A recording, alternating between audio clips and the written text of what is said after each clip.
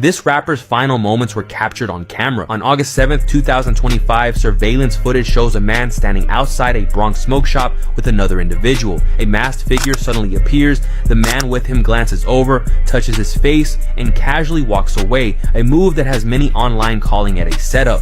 Meanwhile, rapper Chicken Don Dada seems unaware of the danger. Seconds later, the masked gunman opens fire before fleeing the scene. Surveillance cameras captured everything. The moment of life ended. The second when bullets pierced through an ordinary Tuesday evening in the Bronx. Glass shattered. People screamed. Blood stained concrete. But what those cameras couldn't show was how this deadly moment began exactly 24 hours earlier with a single punch that knocked a woman unconscious. Meet Chicken Donda, 33 years old, father of 4, a rapper trying to make it in the Bronx music scene while working an honest job at a local smoke shop. On paper, he was just another hard-working dad balancing dreams and responsibilities. But in the streets of the Bronx, reputation matters. And sometimes, protecting that reputation comes at the ultimate cost. But there was another side to Chicken Donda. One that emerged when disrespect came his way. 24 hours before his death, Donda would make a choice that sealed his fate. A choice involving an up-and-coming female rapper named Baby Threat.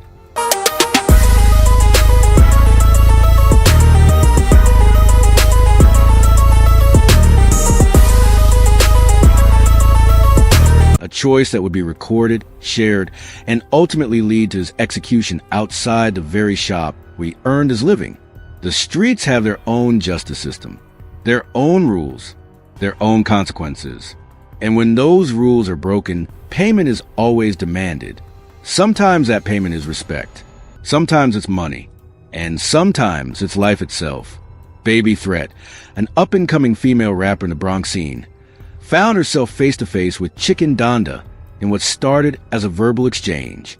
She was building her own reputation in the local music community, trying to establish herself in a male-dominated industry where respect is earned through talent, street credibility, and the ability to handle yourself when conflict arises.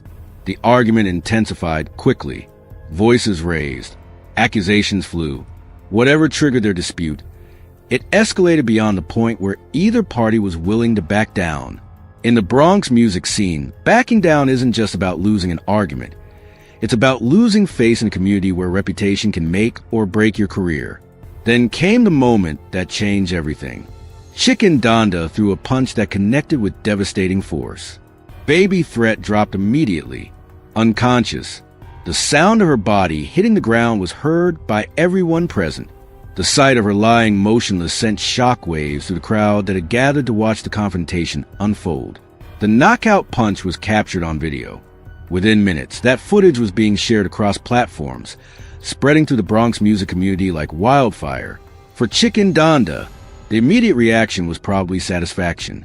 He had defended his position, maintained his respect, and showed everyone present that he wasn't someone to be crossed. In his mind, the conflict was over. Baby Threat had been put in her place, and he could return to his life knowing his reputation remained intact. But reputation cuts both ways in the streets. The video of Baby Threat getting knocked unconscious spread rapidly through social media channels. Comments poured in. Some praised Chicken Donda for not holding back just because his opponent was female. Others criticized him for using excessive force against a woman. But more importantly, the video reached people who cared about Baby Threat. People who wouldn't let this assault go unanswered. Wednesday morning arrived with no indication that it would be Chicken Donda's last day alive. He woke up, prepared for another shift at the smoke shop, and headed to work just as he had done countless times before. If he was worried about potential consequences from the previous day's incident with Baby Threat, he didn't show it. He seemed to believe the matter was settled. The smoke shop where Donda worked was a typical neighborhood establishment in the Bronx. Regular customers knew him by name. He handled transactions, restocked inventory, and maintained the kind of friendly but professional relationships that keep small businesses running. It was honest work that helped him provide for his 4 children, a far cry from the violent reputation he had reinforced just 24 hours earlier. But while Chicken Donda was going about his normal Wednesday routine, others were making very different preparations. The video of Baby Threat getting knocked unconscious had continued circulating overnight. More people had seen it. More comments had been made. More phone calls had been exchanged. The wheels of street justice had been set in motion, and they were turning faster than Donda realized. Surveillance cameras that would later prove crucial to understanding what happened captured this man's movements throughout the day. He didn't rush. He didn't appear nervous. Instead, he moved with the kind of patience that suggested he knew exactly what he was doing and when he needed to do it. His presence near the shop seemed purposeful, but not obvious enough to raise immediate alarms. What makes this man's presence particularly suspicious is his proximity to Chicken Donda when the shooting occurred. Video footage shows him standing close enough to Donda to engage in conversation, close enough to appear friendly, and close enough to potentially provide information about timing and positioning to someone else. This raises the most disturbing question about Chicken Donda's murder. Was he set up by someone he trusted? The evidence suggests that this wasn't a random encounter between Donda and this mysterious figure. They appeared to know each other. They seemed comfortable in each other's company. But their relationship, whatever it was, may have been the key to orchestrating Donda's execution. The man's behavior throughout Wednesday suggests he was performing a specific role in a larger operation. Security footage shows him in the area for extended periods, not making purchases, not conducting obvious business, but maintaining a presence that kept him in position to monitor Chicken Donda's movements and activities. The surveillance cameras captured everything with stark, unforgiving clarity. Wednesday afternoon, outside the smoke shop where Chicken Donda had worked so many shifts, the street justice that had been building since Tuesday's knockout punch finally arrived. The footage shows Chicken Donda in the final moments of his life. Unaware that his 24 hours were up, he appeared relaxed, engaged in conversation with a man who had been positioning himself nearby throughout the day. Nothing in his body language suggested he sensed danger. Nothing indicated he knew his past was about to catch up with him in the most violent way possible. Then the shooter appeared. The surveillance video reveals a methodical approach of Chicken Donda's killer. This wasn't a panicked, desperate act. This wasn't someone acting in the heat of the moment. The shooter moved with purpose, approaching his target with the kind of calm determination that suggests this execution had been planned down to the smallest detail. The gunfire erupted without warning. Multiple shots were fired in rapid succession. The sound of bullets filled the air as Chicken Donda's body was struck repeatedly. He dropped immediately, his life ending in the same sudden, violent manner that had characterized so much of his street reputation. But the surveillance footage captured more than just the shooting itself. It documented the immediate aftermath that revealed the brutal efficiency of this revenge killing. The shooter didn't linger. There was no taunting, no additional violence, no theatrical display of dominance. The job was done, and the killer disappeared as quickly as he had arrived. The man who had been standing near Chicken Donda during the shooting became a crucial element in understanding what had just happened. His reaction to the gunfire, his behavior during the chaos, and his actions in the moments following the execution all raised questions about his role in the events that had just unfolded. Glass from the smoke shop windows shattered as bullets missed their primary target. The sound of gunfire sent people running for cover. Screams filled the air as witnesses realized they had just watched someone get murdered in broad daylight. The peaceful afternoon had transformed into a crime scene in a matter of seconds. Emergency services received multiple 911 calls within minutes of the shooting. Witnesses reported hearing gunshots, seeing someone down, and observing the chaos that follows sudden violence in a crowded area. Police and paramedics were dispatched immediately, but their response time was irrelevant. Chicken Donda was already beyond help. The man who had been standing near Chicken Donda during the shooting became a person of significant interest to investigators. His proximity to the victim, his behavior before and during the execution, and his potential connection to the planning of the murder made him a priority for questioning. Was he a willing participant in a conspiracy to kill Donda, or had he been unknowingly used as part of the setup? Police interviews with this individual would prove crucial to understanding how the execution had been orchestrated.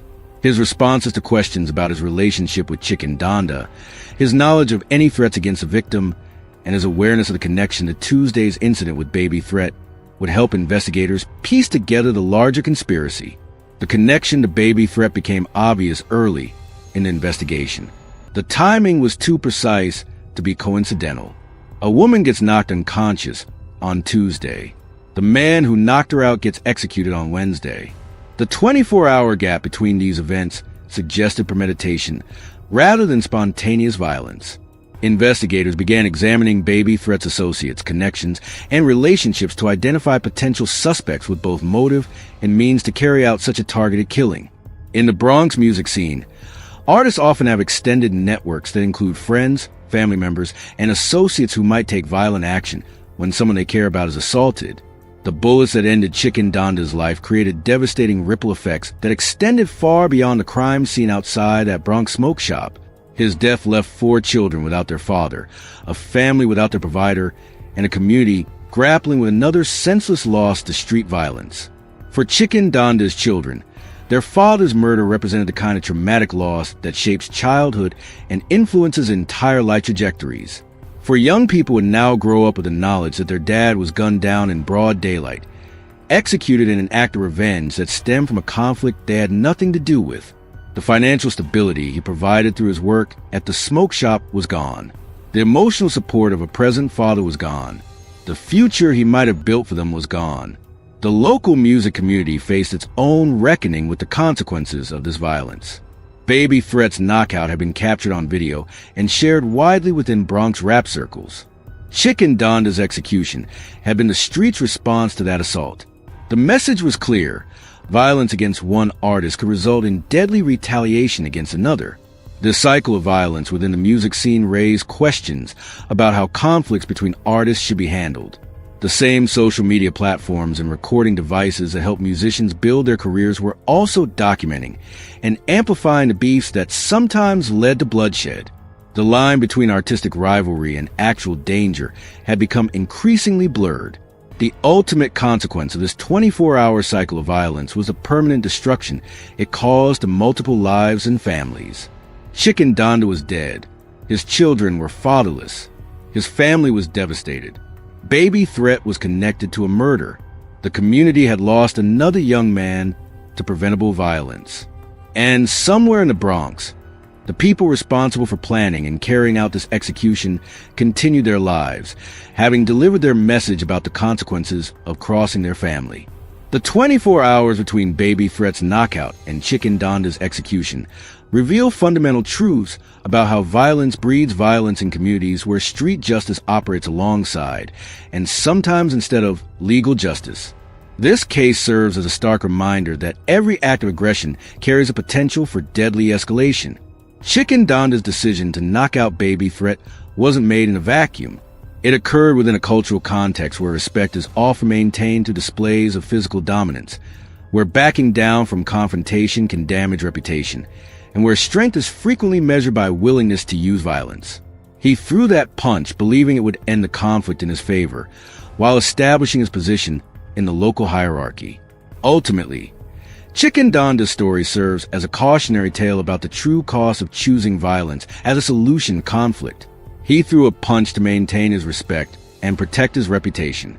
That single decision cost him his life, left his children without a father, and contributed to the cycle of violence that continues to claim young lives in communities across the country. The 24-hour timeline from assault to execution shows in the modern era of instant communication and viral content, the consequences of violent choices arrive faster than ever before.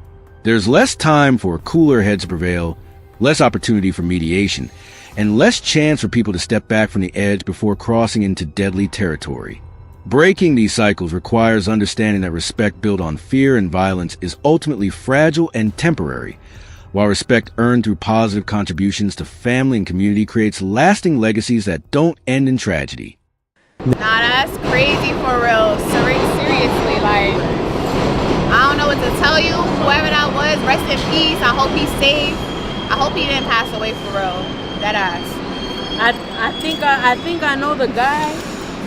This is actually the smoke shop I go to. I'm 21, by the way. So it's a smoke shop? Yeah. This is a smoke shop I go to. We were literally just here. Yo, that was right at the corner store right there, right, getting drinks. Right before getting ice cups.